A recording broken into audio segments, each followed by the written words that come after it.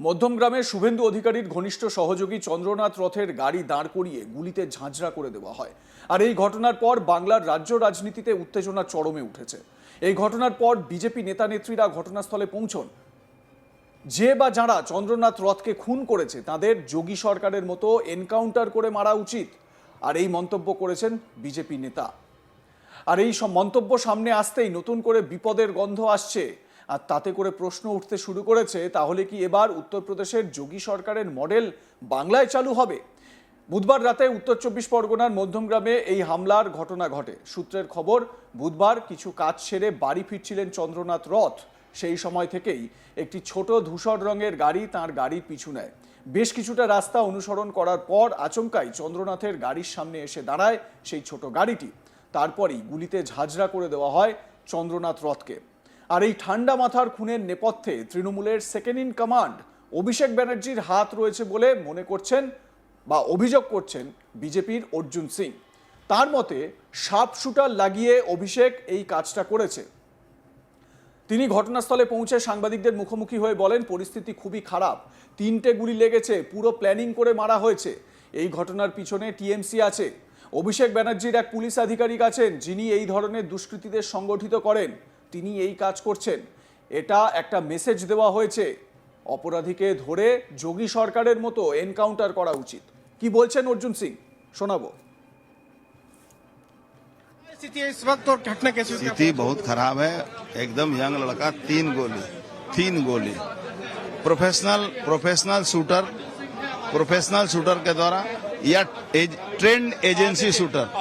दो तरह के होते हैं, एक प्रोफेशनल शूटर, एक trained agency shooter. Arjun Singh ji, ये बताइए कि अंदर जब आपने देखा तो क्या लग रहा, आपको घटना कैसे अंजाम दी गई है? ये पूरा प्लानिंग करके, रेकी करके वहाँ गाड़ी रोकना, घूम के उसको मारना, एकदम सामने से आके एकदम प्रोफेशनली हो। क्या लग रहा है सर, कौन है इसके पीछे, कौन लोग? मैसेज तृणमूल अभिषेक बनर्जी का एक अधिकारी, पुलिस अधिकारी है। वो पुलिस अधिकारी इस तरह के अपराधियों को संगठित करता है और वही काम करवाए। বিজেপি নেতা এবং কর্মী সমর্থকদের কথায় চন্দ্রনাথের ব্যবহার ছিল খুবই ভালো। তিনি সকলের সঙ্গে মিশতে পারতেন, তাই শুভেন্দুর সঙ্গে যোগাযোগের জন্য ও বার্তা পৌঁছানোর মাধ্যমও হয়ে উঠেছিলেন চন্দ্রনাথ। ভোট গণনার আগে 30শে এপ্রিল মমতা ব্যানার্জি ভবানীপুরের শাখাওয়াত মেমোরিয়াল হাই স্কুলের স্ট্রং রুমে প্রবেশ করেছিলেন। তিনি স্ট্রং রুম পাহারা দিতেই সেখানে গিয়েছিলেন বলে দাবি করেছিলেন। আর সেই সময় চন্দ্রনাথ অল্প কয়েকজন বিজেপি সমর্থককে নিয়ে সেখানে পৌঁছেছিলেন।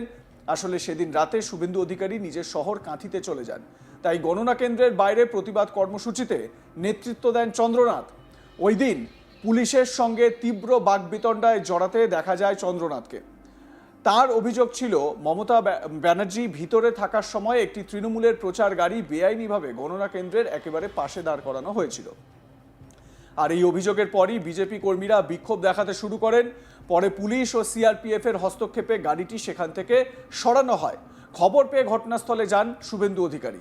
তিনি জানান, পরিকল্পনা করে খুন করা হয়েছে, তদন্ত শুরু হয়েছে।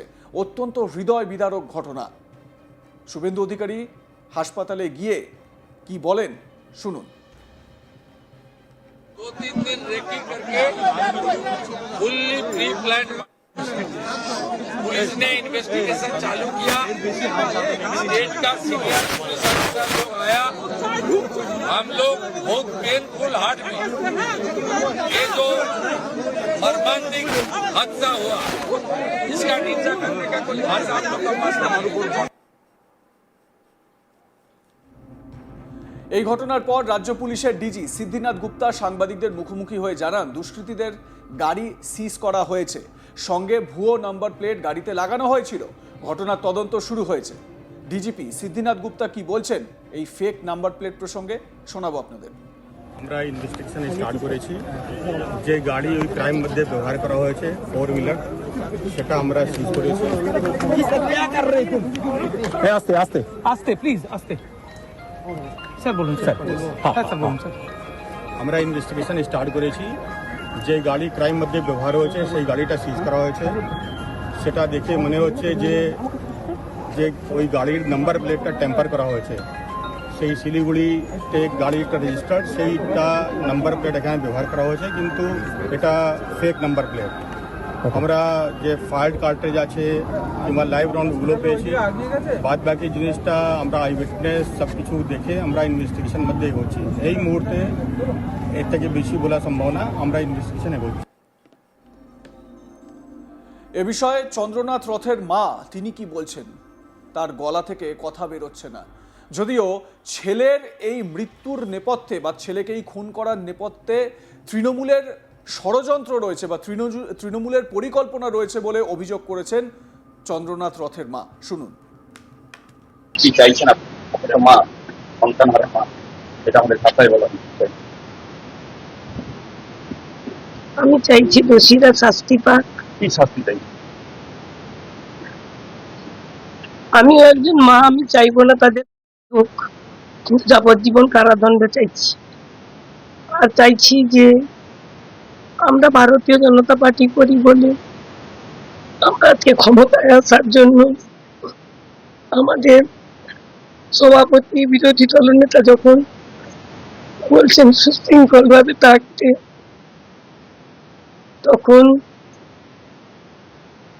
শাসক দলের যারা গরম গরম বক্তব্য দিয়েছিল যে 4 তারিখের পরে দিল্লির কোনো ভাব রক্ষা করতে পারবে না, সেটাই তারা দেখিয়ে দিল। আমি আজকে নতুন সরকার যে গঠন করবে তার কাছে জানাবো যে আমার ছেলের এই মৃত্যুর যেন শাস্তিটুকু হয়। আমার ছেলে যদি অ্যাক্সিডেন্টে কোনো অঘটন ঘটতো, আমার মনে হয় এত কষ্ট হতো না। তাকে যেভাবে কষ্ট দিয়ে এতটাইরা মারলো, এটা পুরো তৃণমূলেরই সাজানো গল্প। বেন্দুবাবু মমতাকে হারিয়েছে, যার জন্য আমার মনে হয় এই প্রতিশোধ।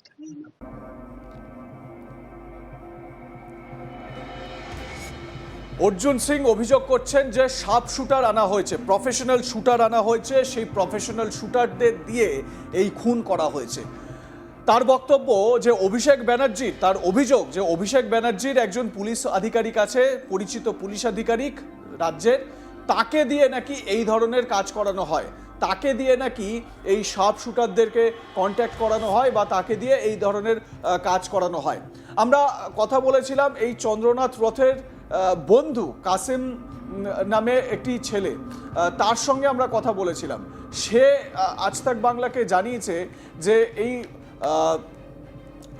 চন্দ্রনাথ রথ সে খুব ভালো ছেলে ছিল, কাজ সারার পরে, কাজ সেরে বাড়ি ফেরার পরে আড্ডা মারত এবং বন্ধুদের সঙ্গে সময় সে যাপন করত। একই সঙ্গে ওই এলাকার মানুষ, মধ্যমগ্রামে যারা চন্দ্রনাথ রথকে চিনতেন বা ওই এলাকার যারা মানুষ, তারা প্রাক্তন মন্ত্রী তৃণমূলের নেতা রথীন ঘোষের নাম করছেন। রথীন ঘোষের এর সঙ্গে যোগ থাকতে পারে বলে অভিযোগ করছেন অনেকে। আপনাদের মতামত জানাতে থাকুন, দেখতে থাকুন আজ তাক বাংলা, সাবস্ক্রাইব করুন আমাদের ইউটিউব চ্যানেলটি।